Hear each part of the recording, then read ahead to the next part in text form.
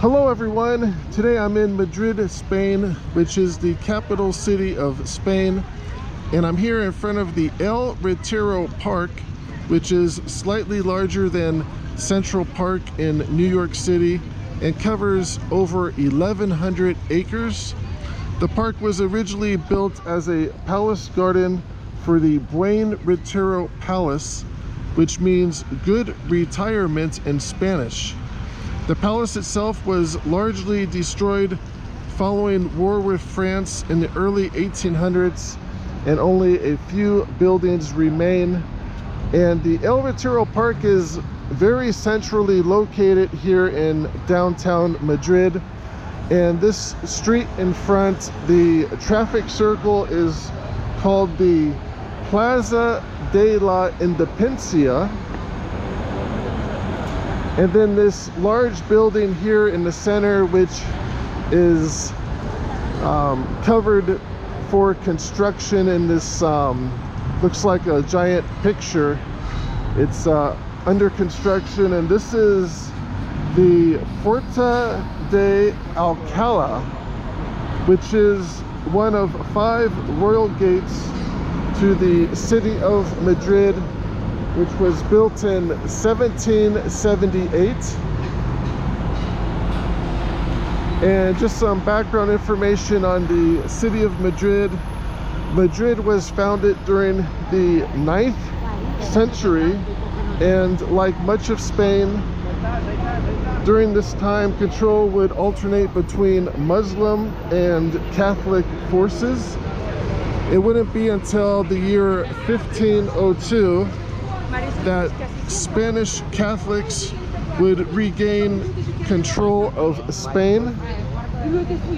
At one time, Spain even outlawed the practice of Islam, and though this is no longer the case, over 95% of Spain are Catholics.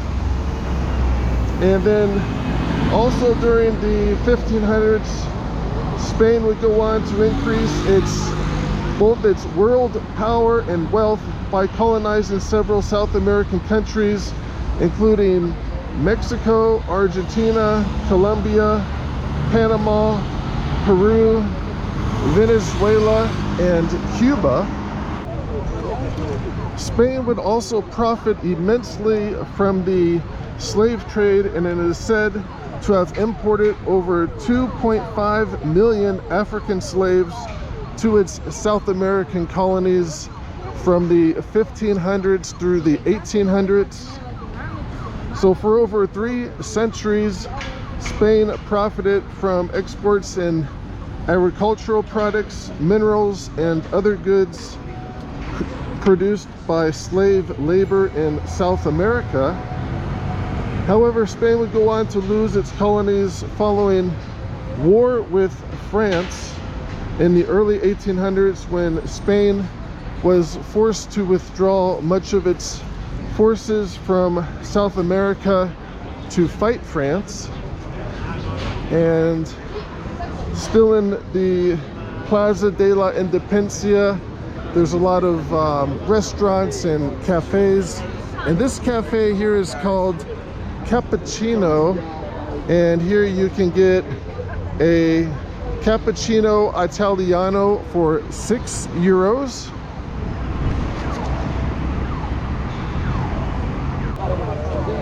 And getting back to more history about Spain, in 1810, both Mexico and Colombia rebelled against Spain and gained their independence, and other rebellions would soon follow, and within less than 1 decade, Spain would lose most of its South American colonies.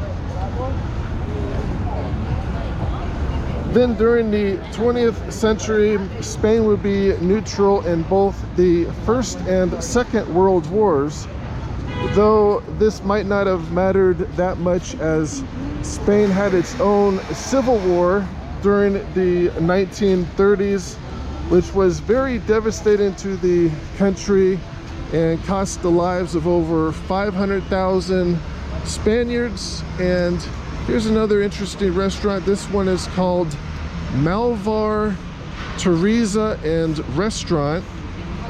And just reading from their menu here, you can get an appetizer plate of mussels and pickle sauce with bonilla potato for 17 euros, or a squid Mediterranean style with citrus mayonnaise for 16 euros.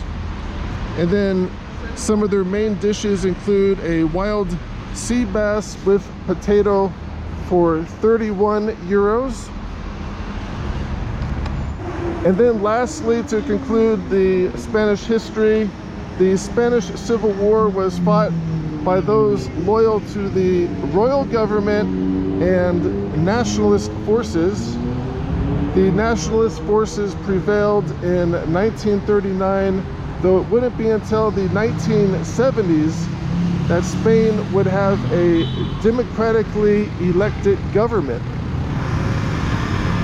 And what's interesting about that is almost right after the end of the Spanish Civil War, the Second World War started that very same year, and Spain, it would take them quite a long time to recover from their own war. So Spain really probably could not have got involved very much during the Second World War.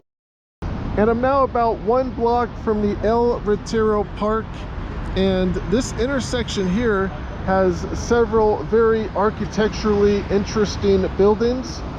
And this first building is the Cibeles Palace, or the Telecommunications Palace, which was built in 1919. And this building once housed a post office, telegraph and telephone distribution center. And as you can see, this is a rather large building, and it takes up almost this whole side of the block. And though the Telecommunications Palace is no longer used for a telecom center, it is currently being used by the Madrid City Council, but it is still a very impressive building and was certainly well ahead of its time, even for the early 1900s. And also at the very top of the Telecommunications Palace is a clock tower, and it looks to be accurate. It says it is almost 6:30. It's getting kind of late here in the evening. And across from the Telecom Palace is the Casa de America, which is home to Spain's Ministry of Foreign Affairs. And then across the street from the Foreign Affairs building is the Spain Army headquarters, and looks like part of the buildings are blocked off with the hedges and trees in the front, but you could also get maybe a partial view from this vantage point. And then across from the Army headquarters, that would be the Bank of Spain, which was established during the late 1700s, which makes this bank over 200 years old. And the Bank of Spain is currently fully owned by the Spanish government. And I'm now just a couple blocks past the telecommunications building, and this street right here turns into a rather nice boardwalk and shopping district. And they also have some pretty nice buildings just right in this area. The large kind of pinkish building with a dome on the top, that would be a 17th century Catholic church. And then across the street from that, this building with the columns near the roof is showing up on my map as a City of Madrid building, though the sign on front says Agriculture and Interior. And when faced with conflicting information, I would always go with whatever the sign says, as at times the information online can be outdated or just wrong. And then across the street from the agriculture building is a pretty nice Four Seasons hotel, and this is listed as a 5-star hotel, and the current nightly rate here is 1,200 euros per night, which would be about $1,300 or so US dollars. And that would be a rather expensive hotel for Madrid and pretty much almost anywhere else in the world. And they also have some rather high-end shopping here as well. There's a Hermes of Paris store just on the ground floor of the Four Seasons. And they also have a rather upscale shopping mall directly ahead. And as far as hotel prices here in Madrid go, I would say right now the average is maybe around 175, 200 per night. So it's really not the cheapest place to be, but it certainly is not, that's at least like 5 times the average. And then across the street from the Four Seasons Hotel, this is the Museum of the Royal Academy of Fine Arts, and it looks to be like they have some pretty heavy-duty window coverings there.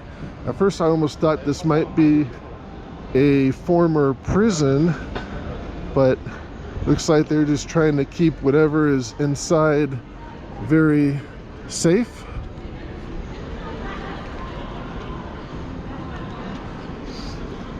And then across the street from the museum, they have this Galleria shopping mall. And this is actually a pretty nice mall. There's a lot of high-end shops in here. So if you like shopping, you're certainly going to like this mall.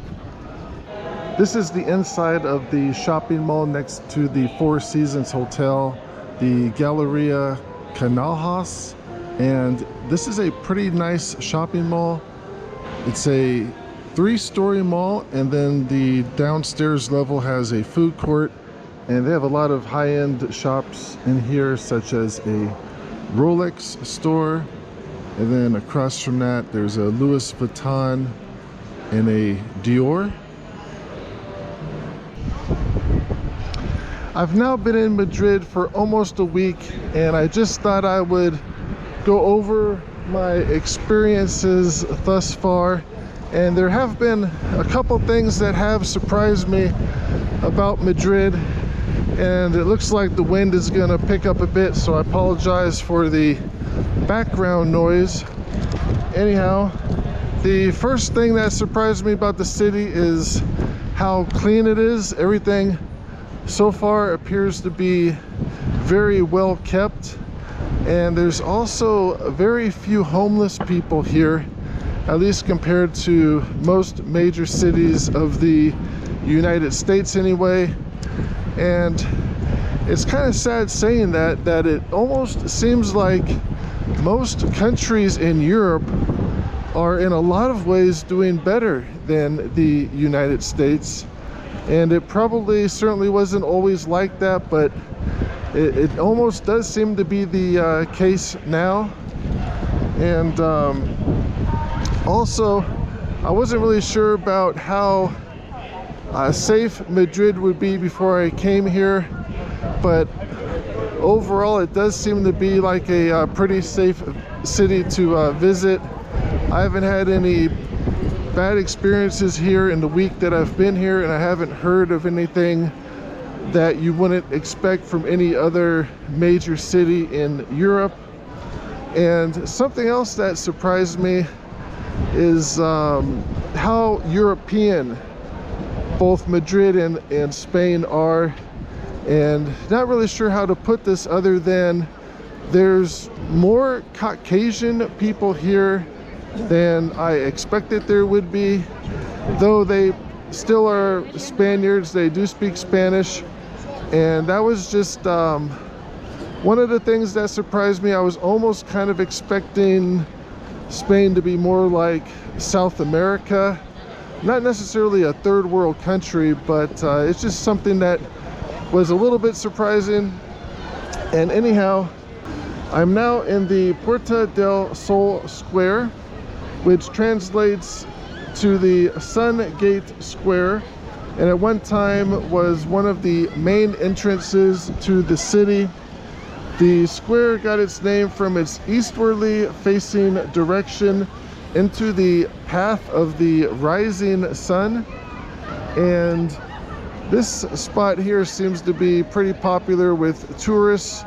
And this statue is the Bear in a Tree statue, which represents the coat of arms for the city of Madrid. And that is a rather neat statue with the bear standing up, and looks like he's poking his way into that tree there. And this square, there's a lot of stuff going on here. There's a lot of shops, restaurants, and a couple hotels. And probably one of the first businesses almost everyone will recognize is this Apple store just directly ahead. And they pretty much have these everywhere, and even here in Spain, the Apple store does appear to be a pretty popular business. And then near the center of the square, they have this kind of large glass dome, and that is one of the entrances to the subway. And that is something else that I kind of wanted to go over as well. The public transit here in Madrid is pretty good. In the week that I've been here, I really have not had a need for a car, and the subway and the trains pretty much go everywhere that I've needed to go when I've been here. And the price of the subway is pretty reasonable. You can get a one-day pass for approximately $5 US. And a few other things. The price of food here is also pretty reasonable as well. I would say it's a little bit cheaper than the United States by at least 10-20%. And now get into the center of this square, and that's kind of a neat neon sign on the top of that building. It says Tío Pepe, and I believe that is the Spanish brand of wine. And then this other building directly ahead with the clock tower, this is the Real Casa de Correos, which translates into the Royal Post Office. And this is one of the oldest buildings here in the square, and dates back to the late 1700s. And at one time it functioned as the main post office for Madrid. And the building is currently being used as a City of Madrid government building. And one other thing that is interesting is it is said that they have a kilometer zero, as in a surveyor's mark, right in front of the former post office, where basically all the streets and roads in Madrid are measured from. And it looks like the plaque is somewhere in the center of that group of people that are standing directly ahead. There's a plaque in the street, and that's where all the roads are measured from. And here's the view of the rest of the Puerta del Sol Square. And there's also another subway entrance, and there's also a second hotel, and that is also directly ahead. That is the Hotel Europa, and online it's listed as a 3-star hotel. And what's surprising is the current nightly rate is 434 euros, which would be about 450 US dollars just for a 3-star hotel. So this area is rather expensive, though that is quite a bit cheaper than the Four Seasons just down the street. And there's no need for the Four Seasons Hotel or the Hotel Europa, as I did find a cheaper accommodation here in the Puerta del Sol Square.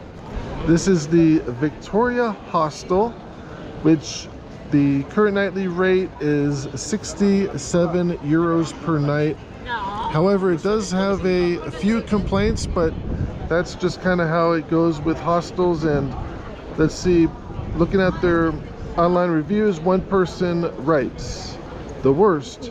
How dare they call that a room? It's little more than a closet. If you sit at the toilet, your shoulders are on the bathtub. Super small bed. AC worked after 2 hours. In summary, terrible waste of money. Free would be expensive." So that person was basically just complaining about the small size, but to be fair to the hostel, you kind of have to expect the accommodation to be rather small, or you're sharing a dormitory basically. But it sounds like you have your own room, so this actually might not be that bad. Let's see what else. Here's someone else writes, "Impossible to sleep. Constant noise 24 hours a day. Music, doors, doorbells, people talking, etc. I would never return even if they paid me. In short, a very bad experience." But also, once again, you could say the same thing about most other shared dormitories. So this actually might not be a bad place to try out if you're into hostels. At first I thought this was a check cashing store. However, they apparently sell lottery tickets, and the line to buy a lottery ticket stretches almost all the way around the block. So you can say the lottery is pretty popular here in Spain, though I think your chance of getting a good deal on a sandwich are a lot better than winning the lottery. Here you can get a bocadillo sandwich for only 4.9 euros. Near the center of El Retiro Park, they have this nice little lake, and it's even complete with ducks and fish as well. There's several fish right there, and you can rent one of these canoes and enjoy an afternoon out on the lake. And they also have several restaurants just next to the lake, and they also have a lot of park benches in the El Retiro Park where you can just sit out and enjoy a nice afternoon here in Madrid. This is the hotel that I've been staying at for part of my time in Madrid. This is the Hotel Campanile, which is located approximately 20 miles from downtown Madrid. So I guess you can say we're kind of out here in the suburbs a bit, though just down the street there is a train station with metro trains that go directly into downtown Madrid. So that kind of offsets the inconvenience a bit. And a one-way train ride takes about 45 minutes to an hour to get into the downtown area. And I still like this area even with the inconvenience of the location, just because there's a lot of shopping, restaurants, and grocery stores right here.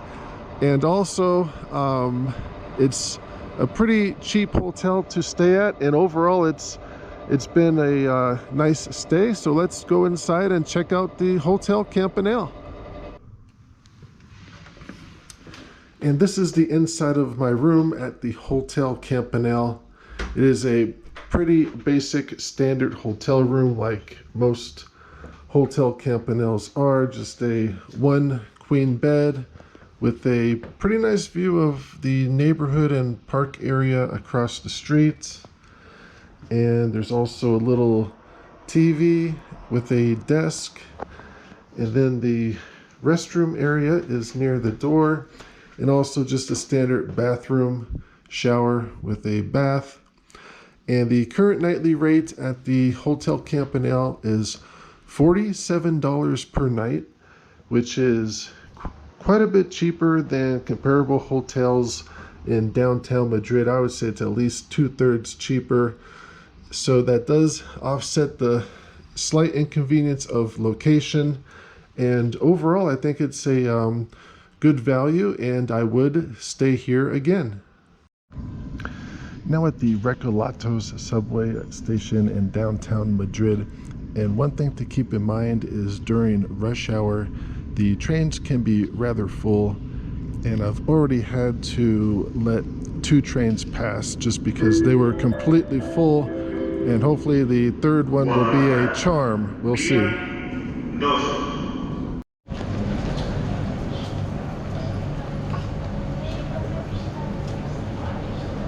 I'm now in the town of Pinto, which is about 15 miles from downtown Madrid. I found this rather interesting stone tower, and the sign in front reads, Tower of Pinto. This large fortified tower is the oldest building of the area. It has been declared property of cultural interest by the Law of Spanish Cultural Heritage. It is 25 meters high with a rectangular floor of 16 meters by 10 meters with rounded corners. It was made of limestone and finished with a beam frieze and 8 cantilevers, which were probably the supports for the erstwhile garrets, today disappeared. The building has a cellar and 3 floors, which could be accessed from the 2nd floor by means of a door 6 meters high placed in the west facade. We don't know the date of its construction. Probably it was built when the village of Pinto became a manorial village, presented by Pedro the Cruel to Mr. Inigo Lopez in 1359. Gassing up your car in Madrid. The bad news is the price of gas is a little bit expensive at 1.68 euros per liter, which comes out to almost $8 per gallon. The good news is if you have any money left over after gassing up your car, there's lots of Western fast food chains to choose from. They even have a Louisiana Popeyes chicken, followed by a KFC, then a Taco Bell, and at the very end, they even have a Burger King restaurant. I'm now inside of this shopping mall in Madrid, and I found this rather large superstore, which is pretty similar to a Walmart, where they have almost everything, including groceries, clothing, even small appliances. And this store is called Electric, and it looks like a really good place to do a grocery shopping trip. And now starting our grocery shopping trip. First aisle is the produce. Oranges are 4 euros per kilo, which is about $2 per pound. And they have a pretty good selection of produce here. Heads of lettuce, 1.29 euros.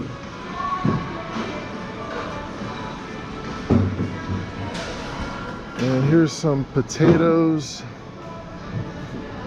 and 10-pound bags of potatoes for 4.4 euros. It's about $4.75 US. And this is really like a super Walmart. They have pretty much everything here. And the next aisle looks like ice creams. We have Haagen-Dazs and Ben & Jerry's. Those are always expensive, about 7 euros each. But then the local brand, they have some pretty good flavors here. Chocolate, brownie, and yogurt, forest, and fruit. almost 5 euros each. A little bit expensive. Here's a little bit cheaper stuff here.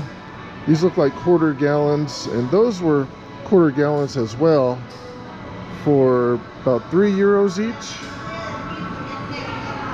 And more frozen foods on this aisle. Giant bags of French fries. How big is that bag? 2.5 kilos for 4.4 euros. So that's like a 5-pound bag of French fries. And here's the frozen pizzas. $3 to $4 each per pizza. And they do look pretty similar. A lot of pepperoni and extra cheeses.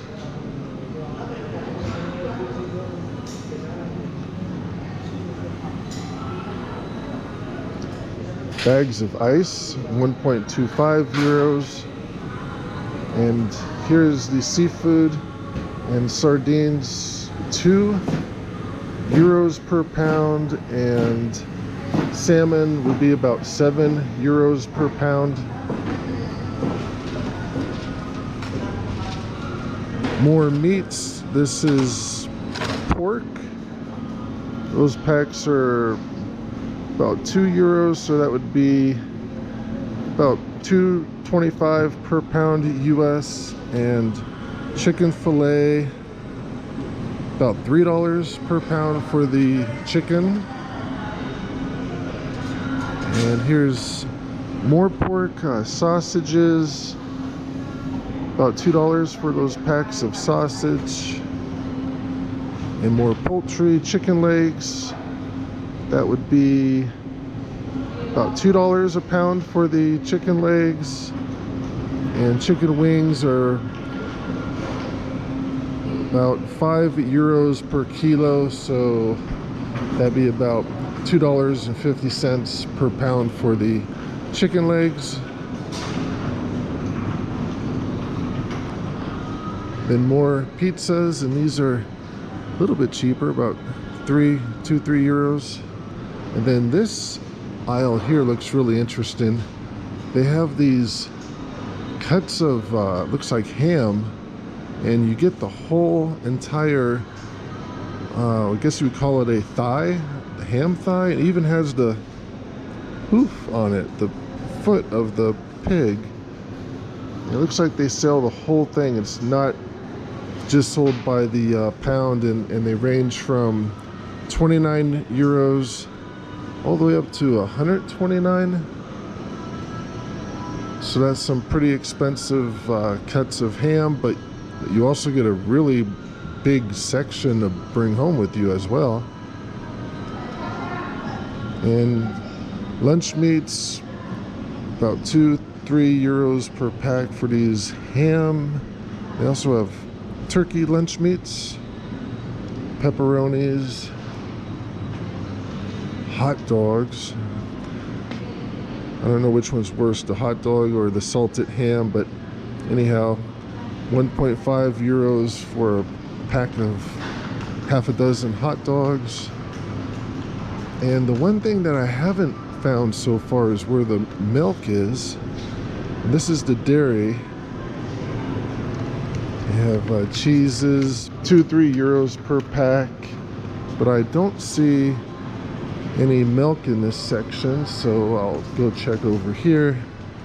And then that could be almost like a Gatorade, but actually then it says floor cleaner. So see, I almost got really confused picking up a giant bottle of floor cleaner thinking it's a energy drink.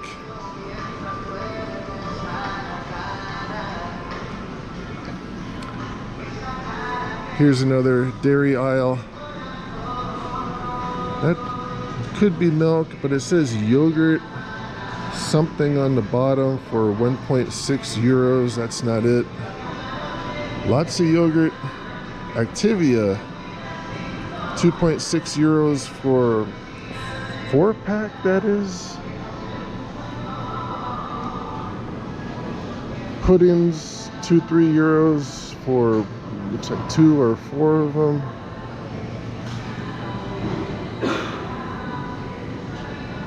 Butters, giant 1 kilo pack of butter for 11.5 euros.